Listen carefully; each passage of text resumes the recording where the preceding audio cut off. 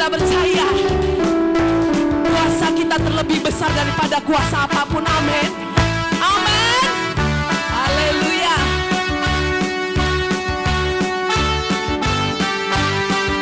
Sama-sama bersama saya ya. Kalau menang tangannya gimana? Yo! Ku menang bersama Yesus Tuhan. Ku menang di dalam peperangan.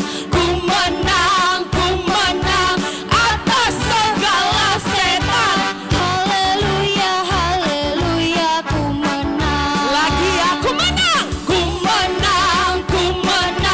bersama Yesus Tuhan. Ku menang di dalam peperangan. Ku menang atas segala setan. Haleluya, haleluya, ku menang. Haleluya semuanya. Haleluya, dia bangkit. Haleluya, dia hidup. Haleluya, dia naik. Roh Kudus turun. Sekali lagi, ku menang bersama Yesus Tuhan. Ku menang di dalam peperangan. Ku menang atas segala setan. Haleluya, haleluya, ku menang. Percaya kita menang. Haleluya, dia bangkit. Haleluya, dia hidup. Amin. Haleluya, dia naik. Kita percaya. Sekali lagi katakan haleluya. Haleluya, dia bangkit. Haleluya, dia hidup. Haleluya, dia naik. Roh Kudus turun. Roh Kudus turun. Haleluya. Kita mau lebih dalam lagi masuk dalam hadirat-Mu. Terima kasih Tuhan. Kami mau menyembah-Mu Tuhan. Kami mau meninggikan nama-Mu. Semua karena anugerah-Mu hari ini ada. Amin. Bukan kuatku, namun karena Roh-Mu. Ku bawa hatiku, penyembahanku.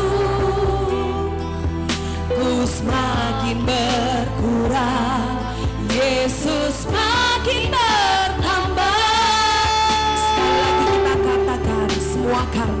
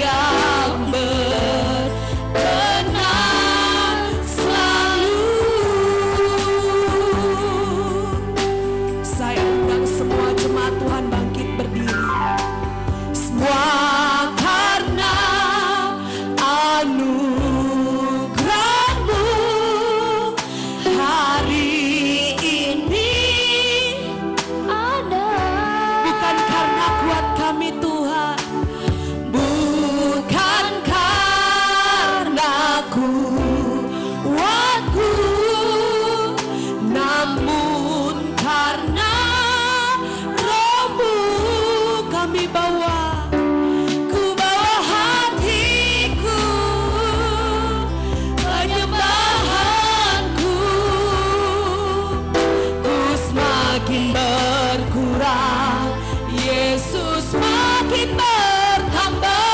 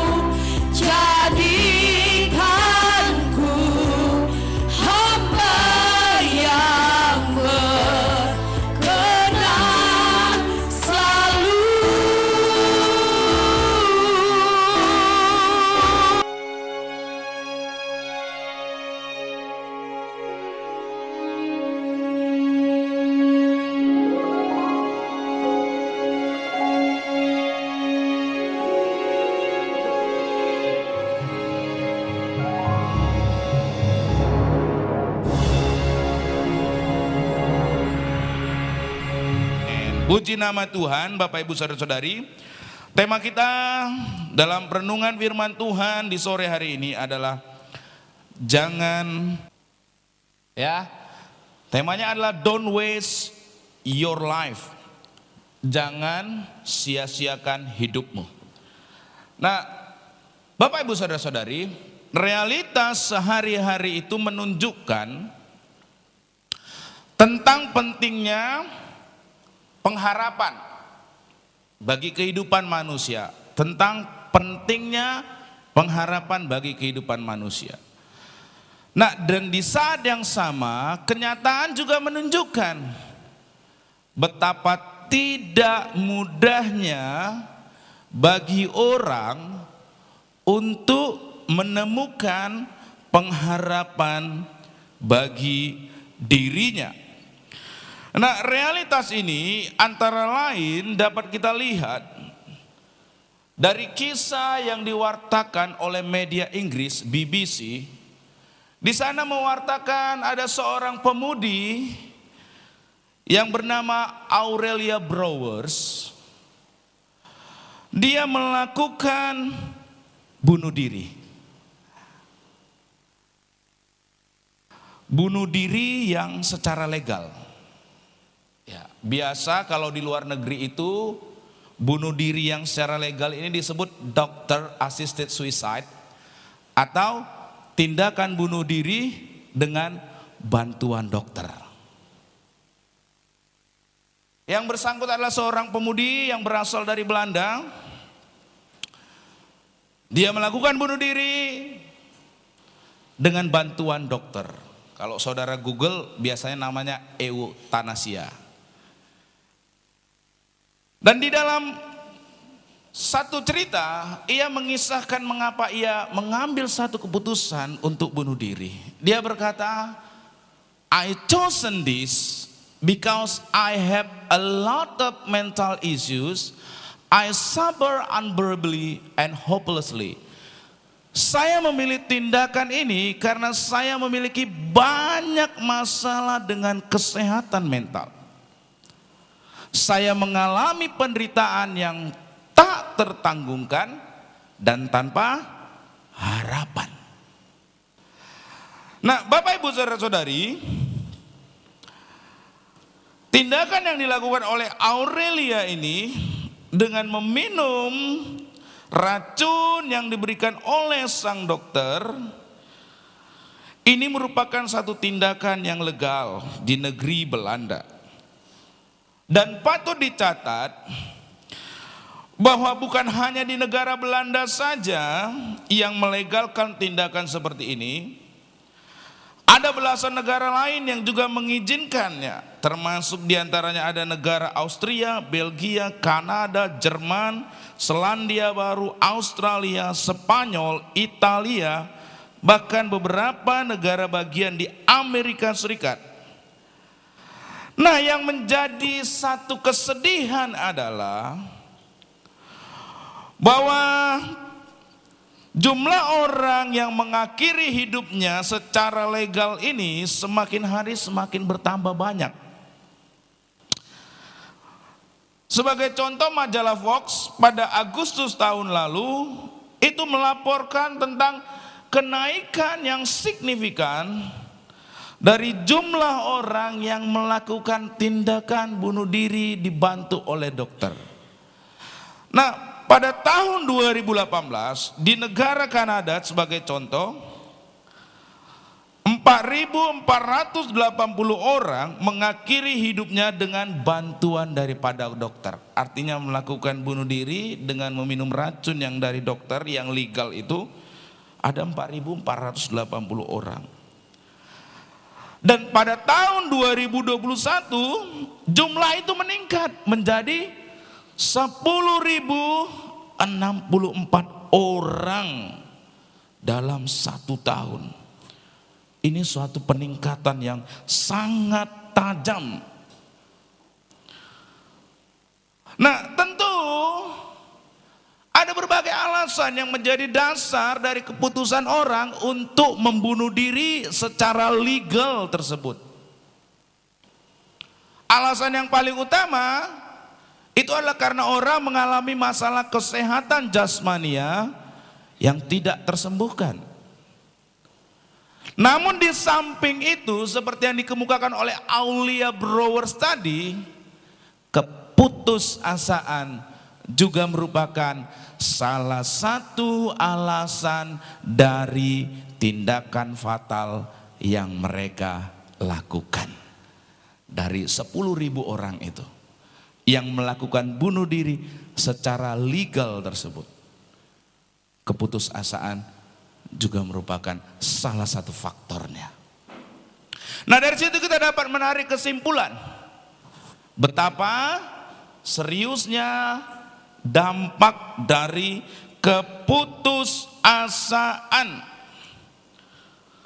Keputusasaan, perasaan ini dapat mengakibatkan orang beranggapan bahwa dirinya tidak ada artinya untuk hidup lagi. Sehingga pada akhirnya mengambil satu tindakan yang drastis, yaitu bunuh diri. Nah, hal ini juga menunjukkan tentang pentingnya pengharapan bagi kehidupan manusia.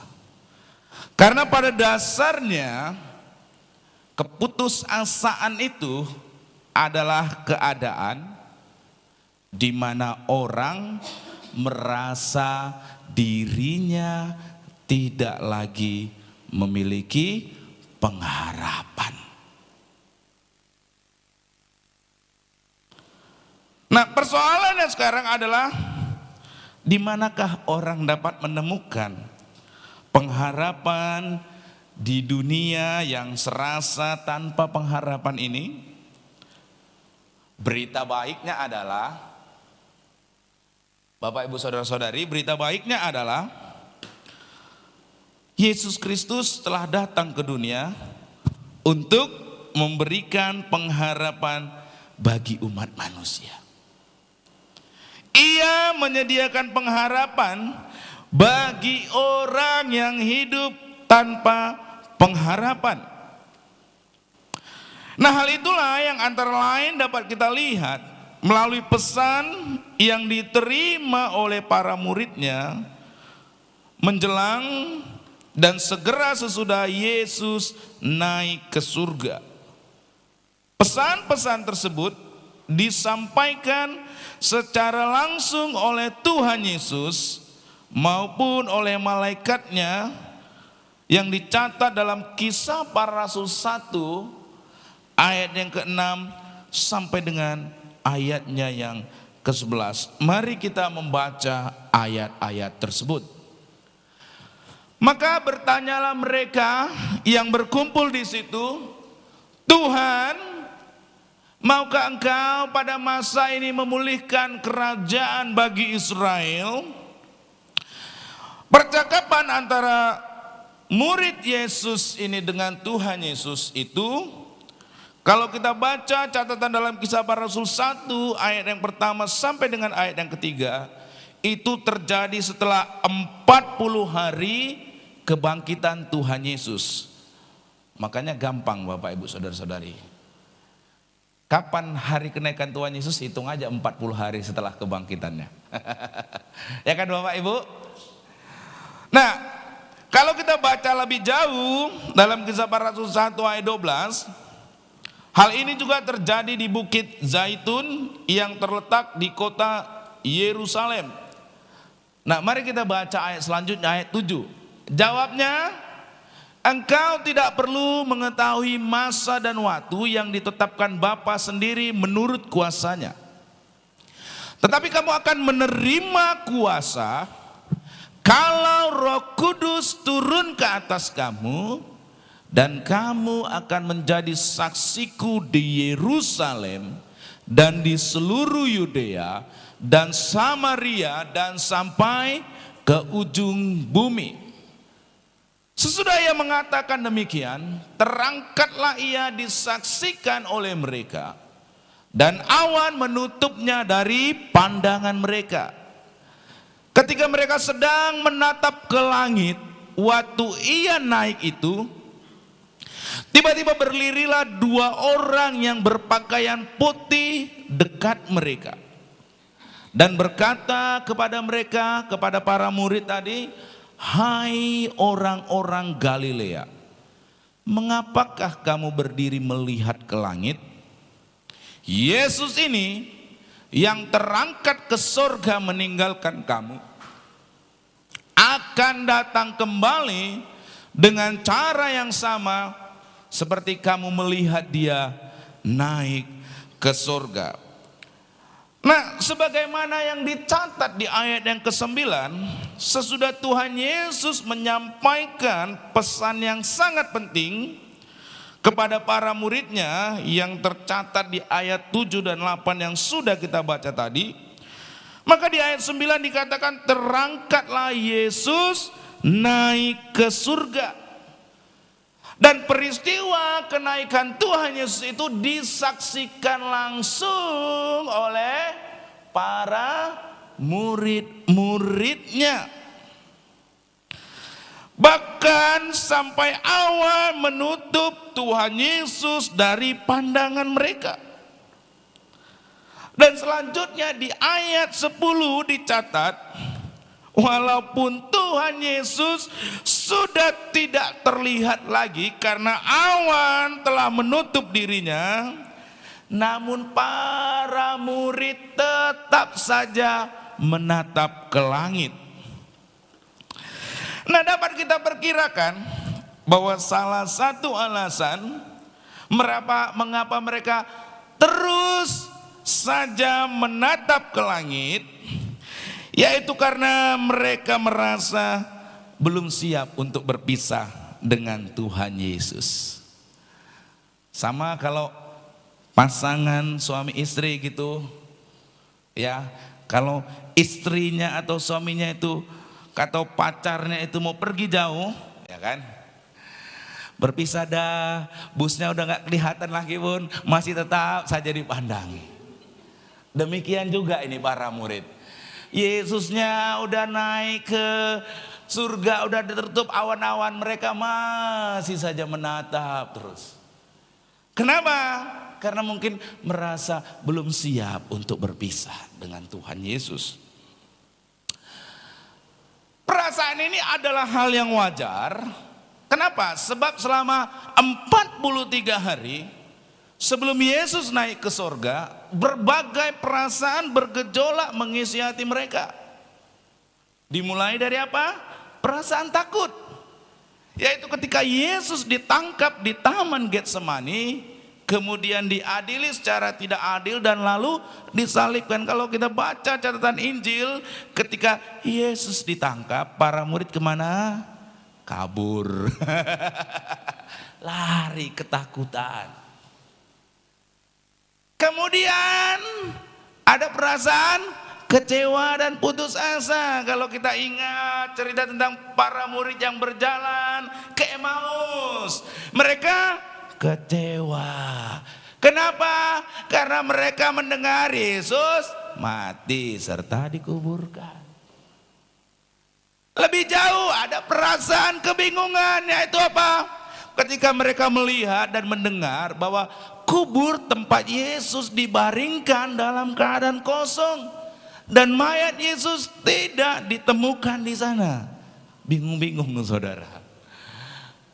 Semua perasaan tersebut berubah menjadi perasaan sukacita. Ketika apa? Pada hari yang ketiga sesudah kematiannya Yesus menampakkan diri kepada mereka. Kalau kita baca dalam catatan Kisah Para Rasul 1, bukan hanya satu kali Yesus menampakkan diri. Selama 40 hari ia menampakkan diri beberapa kali kepada para muridnya. Itu sebabnya mereka sekarang bersukacita. Ini coba saudara renungkan, ikut Tuhan sering gak perasaannya gini saudara? Kadang takut, kadang kecewa, kadang bingung-bingung. Kok bisa ya, kok gini ya. Tapi kadang sukacita, amin. Ya sama ini para murid juga mengalami hal yang sama. Sama mengalami juga. Nah, saat itu perasaan mereka pada akhirnya sukacita. Nah, alhasil pengharapan memenuhi hati mereka.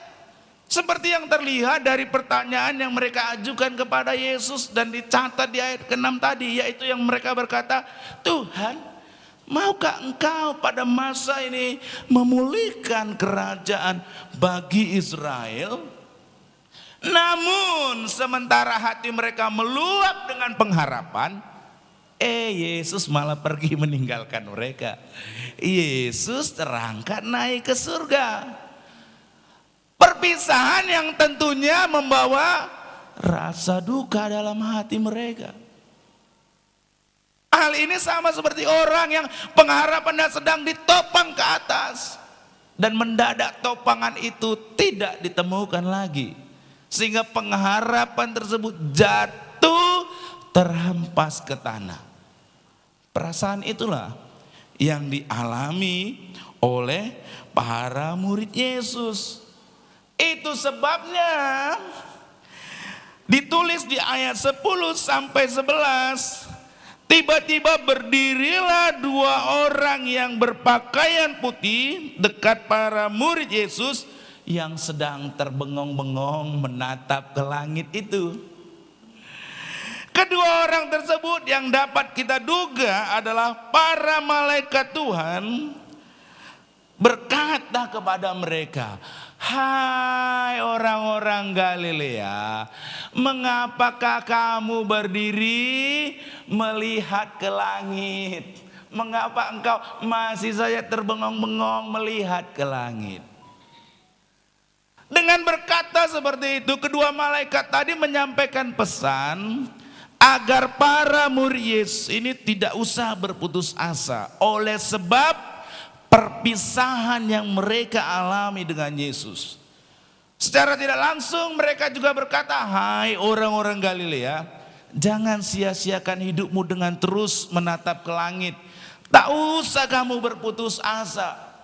Dan sesungguhnya Bapak Ibu Saudara-saudari, pesan yang sama di hari kenaikan Tuhan ini Tuhan sampaikan kepada kita hari ini juga, yaitu bahwa ketika kita mengingat dan merayakan peristiwa kenaikan Yesus ke surga, pesan yang sama yaitu jangan sia-siakan hidupmu.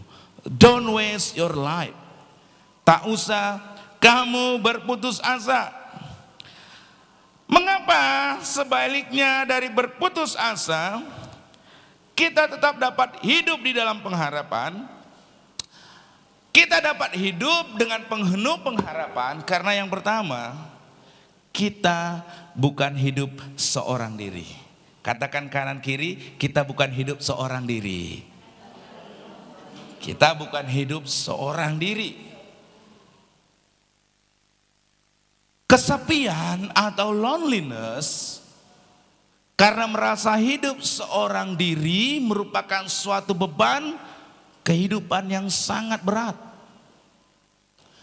Di tengah keramaian banyak orang, tidak jarang orang merasa bahwa ia hidup seorang diri alias merasa kesepian.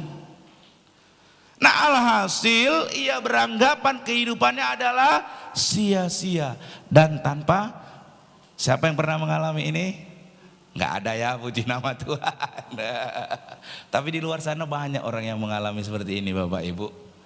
Di tengah keramaian merasa sepi. Hal itulah yang dialami oleh artis yang sangat legendaris yang bernama Elvis Presley. Beberapa waktu sebelum ia meninggal dunia karena overdosis obat bius, Elvis menulis pada secari kertas. Dia tulis, I feel so alone sometimes. The night is quiet for me. I love to be able to sleep. I'll probably not rest. I have no need to all this. Help me Lord. Terkadang saya merasa sangat sendirian. Malam terasa sepi bagi diriku. Aku ingin sekali untuk dapat tidur. Mungkin saya tidak akan beristirahat. Saya tidak memerlukan semua ini. Tolonglah aku ya Tuhan. Sesudah ia meninggal dunia, Elvis Presley ini, tulisan tersebut ditemukan oleh orang, dan Wayne Newton, seorang teman dari Elvis ini, mengubahnya menjadi sebuah lagu dengan judul The Letter, Sang Surat. Nah, dalam lagu tersebut tergambarkan masa-masa akhir dari kehidupan Elvis Presley. Akhir kehidupan yang sangat ironis. Mengapa ironis? Pribadi yang sangat terkenal, pribadi yang sangat kaya, namun di saat yang sama merasa sangat kesepian. Sehingga ia hidup tanpa pengharapan. Sedih nggak saudara? Sedih. Nah, berita baik, saudara tidak perlu merasa kesepian, karena sesungguhnya saudara bukan hidup seorang diri. Ingat ini Bapak Ibu saudara-saudari, saudara tidak perlu merasa kesepian, karena sesungguhnya saudara bukan hidup seorang diri. Hal itulah yang Tuhan Yesus kemukakan di dalam Kisah Para Rasul 1 ayat 8 tadi. Dikatakan, tetapi kamu akan menerima kuasa bila mana Roh Kudus turun ke atas kamu. Dengan berkata seperti itu, Yesus itu mengingatkan para muridnya tentang janji yang ia sampaikan pada malam perjamuan yang terakhir, yaitu sebelum Tuhan Yesus ditangkap di Taman Getsemani, sebagaimana yang dicatat dalam Yohanes pasal yang ke-14 ayat 15 sampai ayat yang ke-20. Di sana dikatakan di ayat 16, aku akan meminta kepada Bapa dan ia akan memberikan kepadamu seorang penolong yang lain, supaya ia menyertai kamu selama-lamanya. Di ayat yang ke-18, aku tidak akan meninggalkan kamu sebagai yatim piatu. Aku datang kembali padamu. Yang dimaksudkan di ayat 16 ini oleh Tuhan Yesus tentang seorang penolong yang lain adalah Roh Kudus. Roh Kudus yang akan datang dan menyertai para muridnya. Roh Kudus yang diutarakan oleh Tuhan Yesus dalam Kisah Para Rasul 1 ayat 8 tadi, yaitu yang akan turun ke atas para murid, dan kehadiran dan penyertaan Roh Kudus itulah yang akan mengakibatkan para murid Yesus tidak akan ditinggalkan seorang diri seperti yatim piatu. Amin Bapak Ibu saudara-saudari. Artinya mereka tidak perlu merasa kesepian dan berputus asa. Justru sebaliknya mereka dapat hidup dengan penuh gairah dan dinamis. Atau yang diistilahkan dalam Kisah Para Rasul 1 ayat 8 sebagai menerima kuasa bila mana Roh Kudus turun ke atas kamu. Kata kuasa dari bahasa Yunaninya dunamos, bahasa yang digunakan dalam kitab Perjanjian Baru. Dan dari situ, dari kata dunamos itu antara lain kita memperoleh kata dinamis atau hidup yang penuh dengan gairah. Kalau Roh Kudus turun atasmu, hidupmu akan bergairah.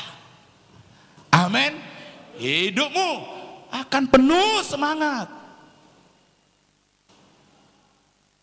Singkat kata, sesungguhnya dalam Kristus saudara tidak hidup seorang diri. Walaupun secara duniawi Anda bisa saja yatim piatu, tetapi ingatlah kebenaran ini, Anda tidak seorang diri. Amin. Amin Bapak Ibu saudara-saudari. Anda tidak seorang diri. Anda tidak yatim piatu. Ada Roh Kudus yang menyertai hidup Anda. Ada Roh Kudus yang tinggal di dalam kehidupan kita. Itulah yang membedakan Bapak Ibu saudara-saudari antara orang percaya dengan orang yang tidak percaya. Dan Roh Kudus, Dia yang menyertai saudara itu adalah pribadi yang setia. Dan Dia tidak akan pernah meninggalkan saudara. Amin.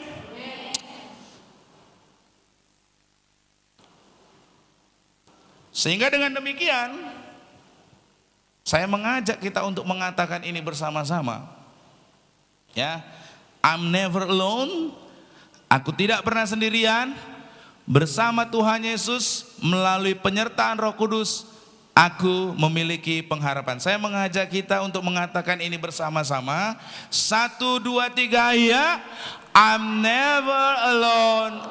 Aku tidak pernah sendirian. Bersama Tuhan Yesus melalui penyertaan Roh Kudus, aku memiliki. Amin. Amin. Kita tidak seorang diri. Yang kedua, kalau yang pertama tadi kita dapat hidup dengan penuh pengharapan karena kita bukan hidup seorang diri. Ada Roh Kudus yang menyertai kehidupan kita, setiap orang yang percaya. Yang kedua, kita bukan hidup tanpa tujuan. Kita bukan hidup tanpa tujuan. Nah, memang hidup tanpa tujuan itu akan mengakibatkan orang merasa keberadaannya di dunia ini tidaklah ada gunanya.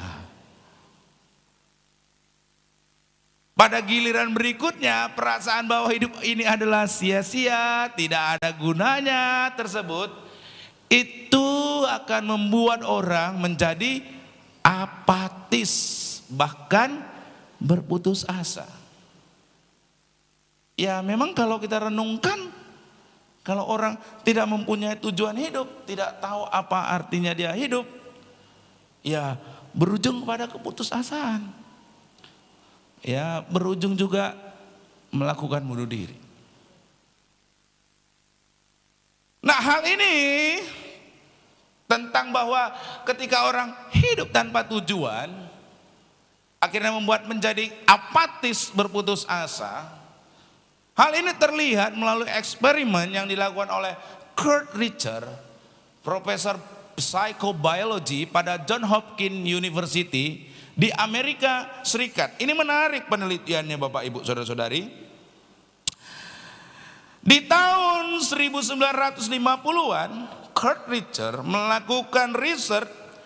Dia mengumpulkan tikus-tikus liar ke dalam 2 kelompok. Tikus-tikus liar diambil, taruh dalam 2 kelompok. Dan kemudian berturut-turut memasukkan kedua kelompok tikus itu ke dalam wadah yang berisi air.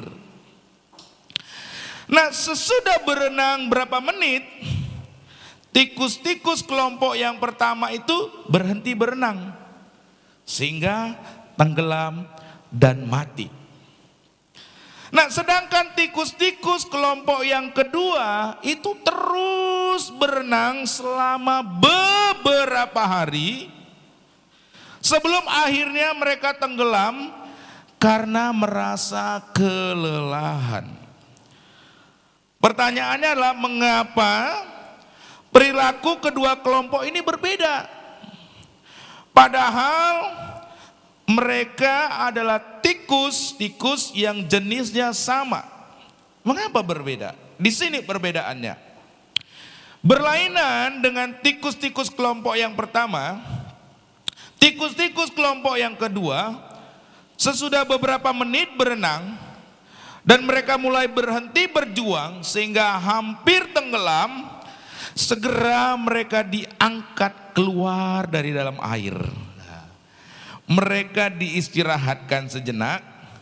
Kemudian setelah itu dimasukkan kembali ke dalam air. Mereka segera berenang lagi.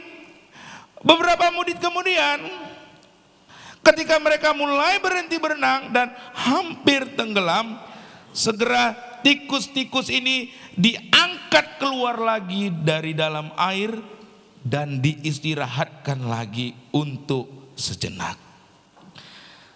Habis itu mereka dimasukkan kembali ke dalam air.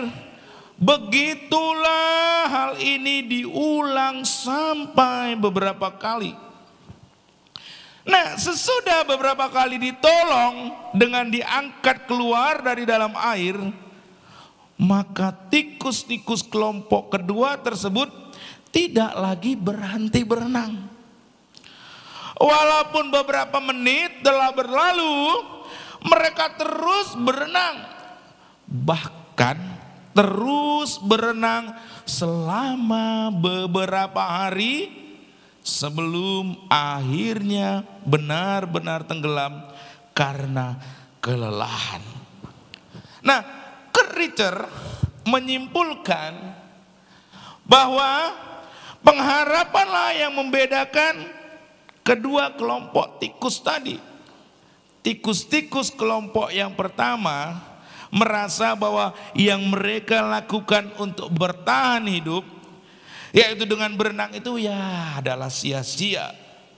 Akibatnya mereka kehilangan pengharapan sehingga berhenti berenang dan akhirnya mereka tenggelam.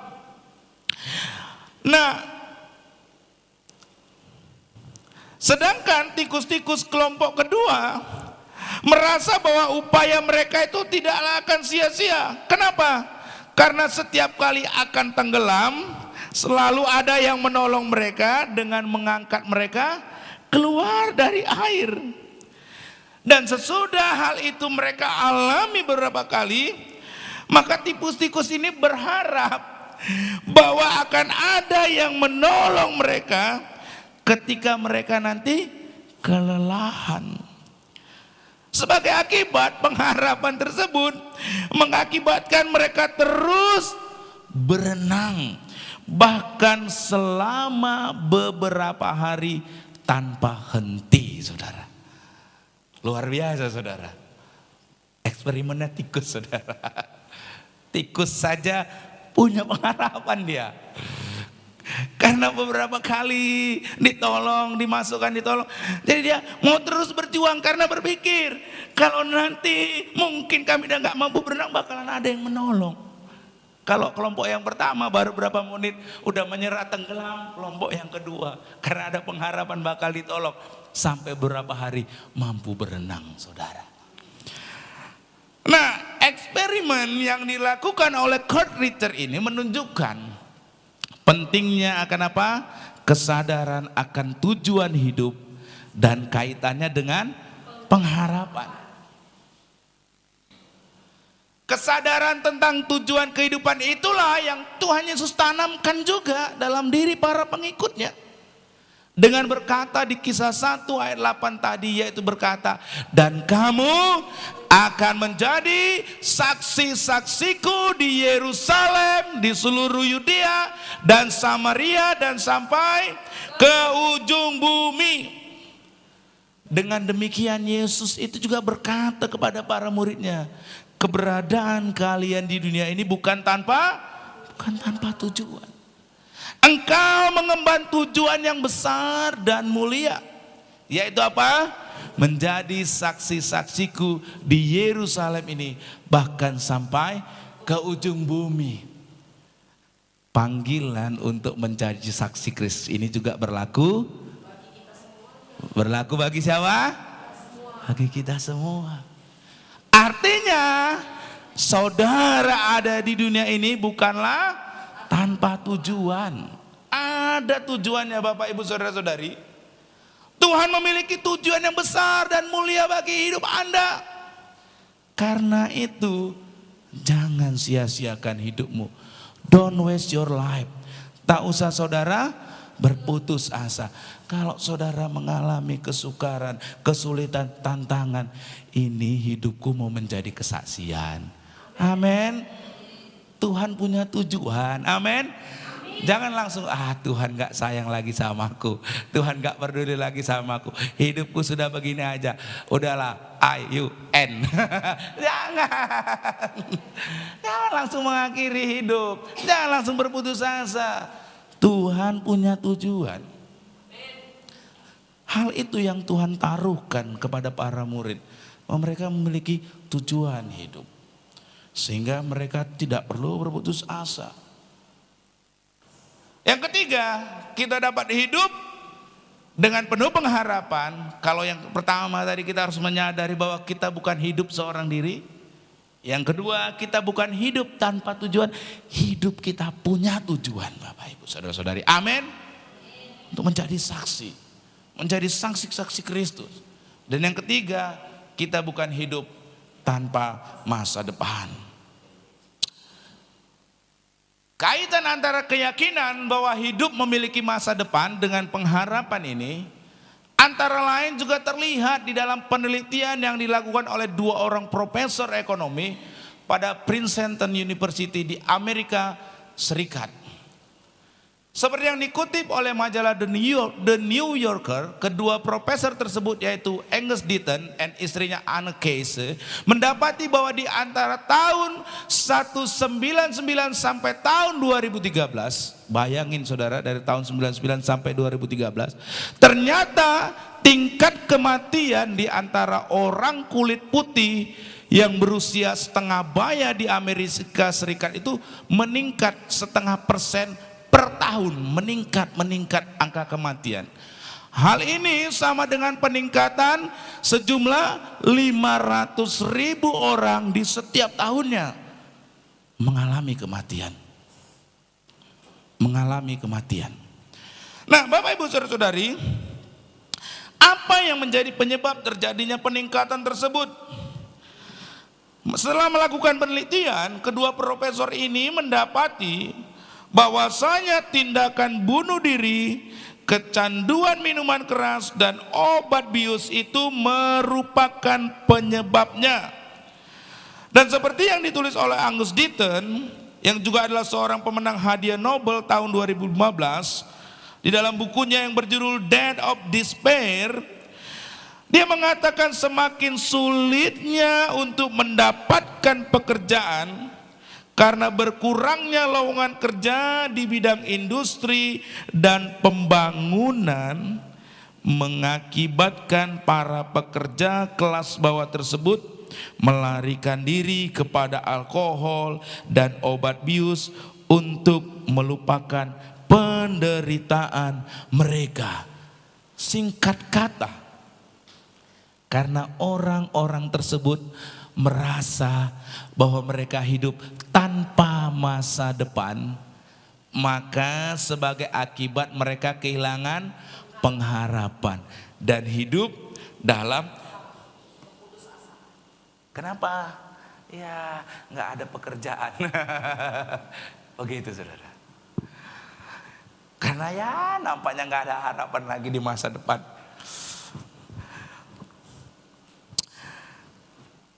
Semuanya itu menunjukkan pentingnya kesadaran tentang hidup dengan masa depan.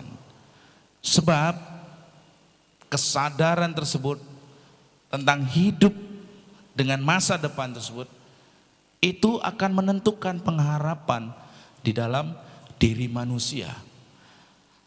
Nah, Bapak Ibu Saudara-saudari, hal itulah yang Tuhan Yesus sampaikan kepada para muridnya. Pesan yang ia sampaikan melalui kedua orang malaikat tadi segera sesudah ia naik ke surga, seperti yang dicatat dalam Kisah Para Rasul 1 ayat yang ke-11, malaikat tersebut berkata, "Hai orang-orang Galilea, mengapakah kamu berdiri melihat ke langit?" Ayat selanjutnya, Yesus ini yang terangkat ke sorga meninggalkan kamu akan datang kembali dengan cara yang sama seperti kamu melihat dia naik ke surga. Artinya para malaikat itu berkata, tak usah kalian berputus asa. Yesus ini yang diangkat ke surga meninggalkan kamu akan apa? Datang kembali. Akan datang kembali. Hidupmu tidak berakhir pada hari ini, yaitu karena ia naik ke surga. Tidak. Engkau masih memiliki masa depan. Karena apa? Ia akan datang kembali. Engkau masih memiliki hari esok. Karena itu jangan sia-siakan hidupmu dengan terus menatap ke langit. Pesan yang sama Tuhan sampaikan kepada kita semua pada hari ini. Jangan sia-siakan hidup Anda. Kita masih memiliki masa depan. Amin. Tuhan Yesus masih bekerja di dalam dan bagi hidup kita. Ia menyediakan hari esok bagi diri saudara. Oleh karena itu, jangan saudara berputus. Ada pengharapan di dalam Yesus. Amin, Bapak Ibu Saudara-saudari. Nah, memang suatu realitas kehidupan ini tidaklah terlepas dari berbagai macam kesukaran. Betul? Makanya kita selalu berkata, ada masalah? Sudah biasa. Ya, karena memang suatu realitas dalam kehidupan ini, Bapak Ibu. Ya, suatu realitas, suatu kenyataan bahwa hidup ini tidaklah terlepas dari berbagai macam kesukaran. Entah itu kesukaran karena kesehatan, entah karena keuangan, entah karena rumah tangga, entah karena pekerjaan dan berbagai macam kesulitan yang lain. Namun bukan berarti dengan demikian kita harus hidup dalam berputus asa. Amin. Kita bersyukur bahwa di dalam Tuhan Yesus tersedia pengharapan yang tidak akan mengecewakan. Pengharapan, ingat ini, karena kita bukan hidup seorang diri. Amin. Katakan kanan kiri saudara, kita tidak hidup seorang diri. Kita tidak hidup seorang diri. Itu yang menumbuhkan pengharapan saudara. Saudara tidak hidup seorang diri. Sebab melalui rohnya, yakni Roh Kudus, Tuhan Yesus senantiasa menyertai kita. Amin. Dan yang kedua, pengharapan kita bukanlah hidup tanpa tujuan. Tuhan Yesus memiliki maksud yang besar dan mulia bagi hidup kita. Amin. Yaitu untuk apa? Menjadi saksi-saksinya sampai ke ujung bumi. Inilah satu tujuan hidup yang mulia. Amin Bapak Ibu Saudara-saudari. Jadikanlah persoalanmu menjadi kesaksian. Jadikanlah kesukaran hidupmu itu menjadi kesaksian. Amin. Jangan jadikan kesukaran itu menjadi alasan berputus asa. Jangan jadikan sakit penyakit menjadi alasan untuk lemah. Amin. Tapi jadikanlah sakit penyakit, kesukaran, kesulitan menjadi satu kesaksian bagi nama Tuhan. Amin. Itu saudara. Berarti saudara cara berpikirnya sekarang beda. Kalau sekarang Tuhan izinkan aku mengalami ini, oh Tuhan, aku tahu Tuhan mau punya satu tujuan untuk menjadi. Amin. Yang setuju lambaikan tangannya. Puji nama Tuhan ya.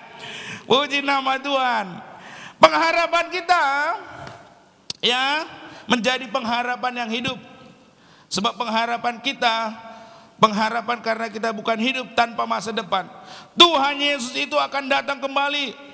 Dan sampai ia datang kembali tersebut, Tuhan Yesus tetap bekerja di dalam dan melalui hidup kita. Amin. Ingat, saudara tidak pernah ditinggalkannya sebagai yatim piatu. Anda tidak pernah dibiarkannya bergumul seorang diri. Amin. Saya suka lagu ini saudara. Allah mengerti, Allah peduli segala persoalan yang kita hadapi, tak akan pernah dibiarkannya gumul sendiri, sebab Allah. Amin. Tuhan Yesus menyertai kita. Tak pernah ia meninggalkan kita. Tak pernah dibiarkannya kita bergumul sendiri. Mari kita tundukkan kepala. Kita bersatu di dalam doa. Terima kasih Tuhan. Kami sungguh percaya pengharapan di dalam Engkau Tuhan adalah pengharapan yang hidup. Hari ini kami belajar bagaimana kami tidak perlu berputus asa. Bagaimana kami tidak perlu menyia-nyiakan hidup yang Tuhan sudah berikan. Sebab kami menyadari Tuhan bahwa hidup kami tidaklah seorang diri. Ada Roh-Mu Tuhan, Roh Kudus-Mu yang menyertai kehidupan kami. Yang tidak akan pernah membiarkan kami dalam keadaan sendirian ya Tuhan. Kami hari ini juga belajar bahwa hidup kami adalah hidup memiliki satu tujuan. Menjadi satu kesaksian untuk mempermuliakan nama Tuhan. Dan perlu kami sadari bahwa Tuhan tetap bekerja dan senantiasa bekerja dalam kehidupan kami untuk menyediakan masa depan yang indah, masa depan yang penuh dengan pengharapan. Terima kasih Tuhan, terima kasih. Kenaikan-Mu ke surga memberikan kami satu kepastian, satu pengharapan yang hidup, pengharapan yang pasti ya Tuhan. Sebab Dia hidup, ada hari esok. Sebab Dia hidup, ku tak gentar. Karena ku tahu Dia pegang hari esok. Hidup jadi berarti sebab Dia hidup. Terima kasih ya Tuhan. Terima kasih Tuhan. Terima kasih seperti pujian yang baru saja kami nyanyikan, yang kami naikkan Tuhan. Hidup jadi berarti, hidup memiliki pengharapan, hidup memiliki satu kepastian. Karena Tuhan, Engkau hidup, bangkit, dan selama-lamanya Tuhan, Engkau Raja yang memerintah. Terima kasih Tuhan, terima kasih. Kami mengucap syukur untuk renungan firman Tuhan di sore hari ini. Dalam nama Yesus kami mengucap syukur dan berdoa. Haleluya. Amin.